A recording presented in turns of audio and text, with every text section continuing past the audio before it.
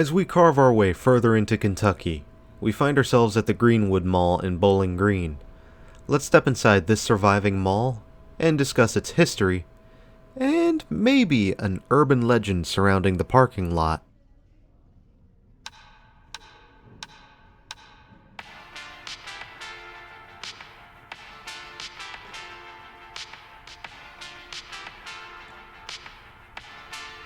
General Growth Properties would begin construction on the Greenwood Mall in 1977, with its doors opening for the first time in September 1979. Its original anchor stores would include JCPenney and Ben Snyder's. In 1980, the mall would manage to poach a Castor Knott store from its competitor, the Bowling Green Mall.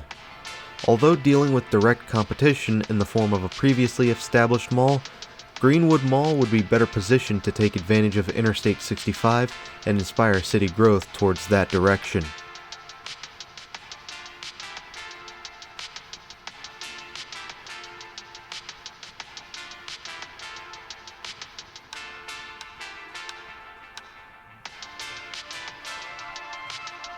As the mall gained popularity, Sears would move away from a freestanding store downtown to the Greenwood Mall, establishing an awkward expansion corridor in 1987, which we'll see in a moment. Around the same time, Hess's would acquire and vor Ben Snyder's, rebranding all 9 Ben Snyder stores into the Hess's nameplate. Unfortunately, Hess's didn't last all that long and would close in 1993. This vacancy wouldn't remain for long, however, as Dillard's came in, demolished the old anchor, and rebuilt their own store to open in 1996. Castor Knott, on the other hand, was doing just fine and would add a second floor to its anchor store in 1996. They would even open a home goods store near the food court.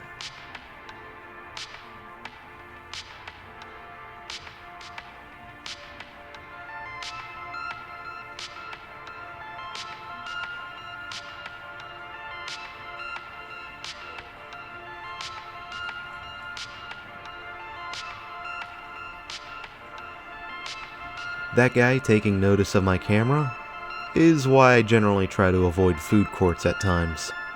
Although if there's a silver lining, I never did get a telling off from Blart.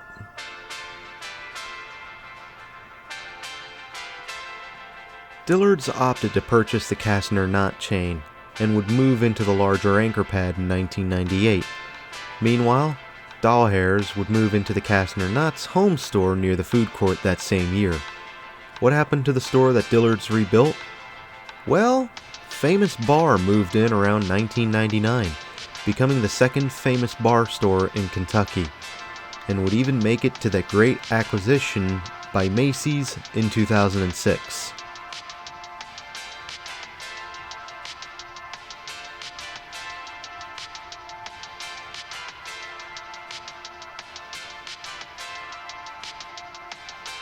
In 2001, the front end of the mall would be expanded to include a Christian bookstore called Lifeway, and then an Old Navy. Elsewhere, Dunham Sports got a jump start in the mall business, opening their first Kentucky location in 2006, and Steve & Barry's would join Dunham's in 2008, before departing in 2009 due to liquidation. Yeah, nice going. The space has since been replaced by Shoe Show.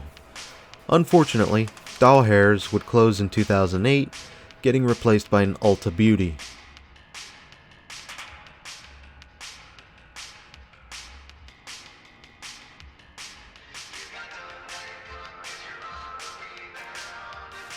Looking up ahead, although it's been painted a dull color, that JCPenney is a wood grain facade. I think that's kinda neat.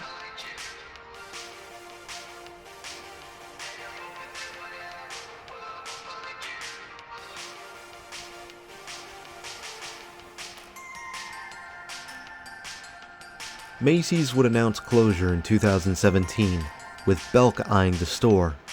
And when Macy's closed up, Belk would proceed to open in Macy's place almost immediately. An awfully late arrival considering Belk's pedigree. But a more pressing closure would be Sears in 2019, a closure we can all see a mile away, both literally and figuratively. Additionally, A vacancy rot has begun to spread as a number of stores, from FYE and Gymboree to Forever 21, fled the mall. Most of these closures were due to company liquidations.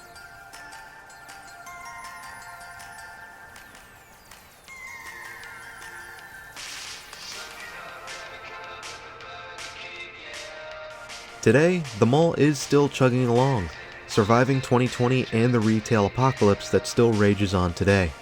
The mall is currently owned by Brookfield Properties, who merged with General Growth Properties. This is the only real ownership change that the mall has experienced, which is rare to see. Usually malls change hands at least twice, and the more hands they change, the less likely they are to survive. While not guaranteed, I have noticed a correlation in my travels. Nonetheless, it seems the Greenwood Mall still has a place in Bowling Green, Kentucky. May its future be bright.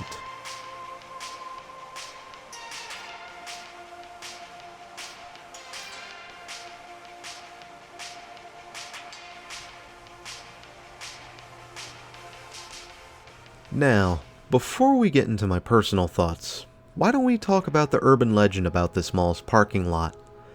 Perhaps the only semblance of a haunting on this property. It is the legend of the sleeper. The story follows a rumored murder that took place on mall grounds, in which the driver of a van looked as if he was sleeping inside the passenger seat. However, when police investigated, they found the man to be dead. The body was buried in a nearby cemetery, while the van would mysteriously disappear. However, an oil stain was left behind on the parking space. Despite multiple attempts to clean it and even resurfacing the lot, the oil stain stubbornly remained there, and it is rumored that you can see a face within the stain.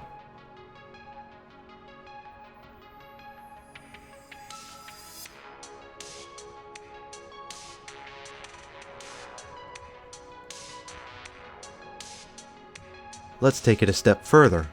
The legend says that if you park on the spot where the van once was and leave it overnight, you will come back to find a man asleep in your car. The man does not move or wake up, and often just disappears after a certain amount of time. Some who have bared witness to the sleeper have called police to remove the man from their car. I wonder how that discussion went.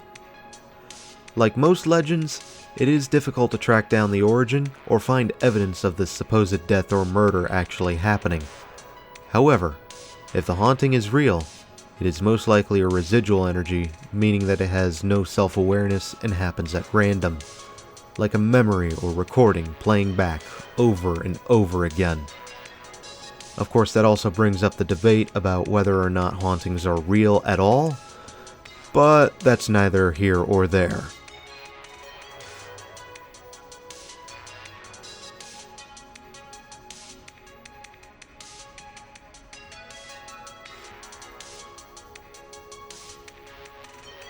Alright, I've got some mixed feelings about this mall, and it's not necessarily to do with the architecture.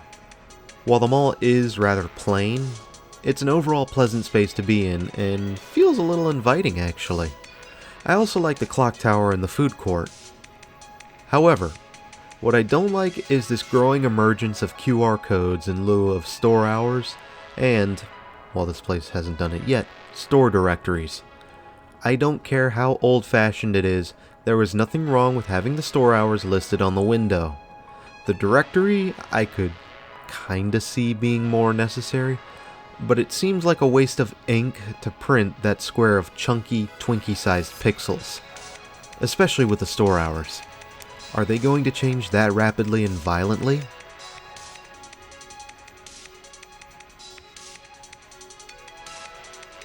Alright, the next issue I've run into is in the form of store kiosks. Now, I won't go too deep into this for now because I want to save that for Jefferson Mall, where it really hurt. But I recall getting stopped at a shoe cleaner kiosk. Not because of the camera, but because of some of the aggressive sales tactics that they adopt. As much as I hated the 2020 shutdowns and restrictions, one thing that I do miss were the pushy sales tactics going away. Now, the shoe cleaner kiosk didn't bother me all that much. However, Tim took a pretty big issue as he liked some of the dirt and grime remaining on his shoes. It's a history thing when it comes to exploring old forgotten places. I can understand it. That said, however, there are quite a few horror stories about this, where some people get a blast of perfume against their will from a kiosk. In addition to having this annoying smell, some perfumes can trigger allergic reactions. Other kiosks have this interesting sales tactic that can dupe even me into dropping a lot more money than I initially planned. When we get to Jefferson Mall, ask me how I know that. Now, despite that, Greenwood Mall is still in pretty good shape. It just has to deal with a Sears vacancy and prevent the rot from spreading further. Knowing Brookfield, I believe they could pull it off. As we wind down, do share your own thoughts on this mall in the comments below. Did you like it? Did you hate it? What do you think about the urban legend? Me and Tim managed to park right on the supposed spot, though nothing out of the ordinary happened, presumably because it was early afternoon as opposed to midnight. Nonetheless, thanks for having me, Bowling Green, Kentucky, and until next time, this is Doomie Grunt wishing you and the Greenwood Mall farewell and good luck in the future.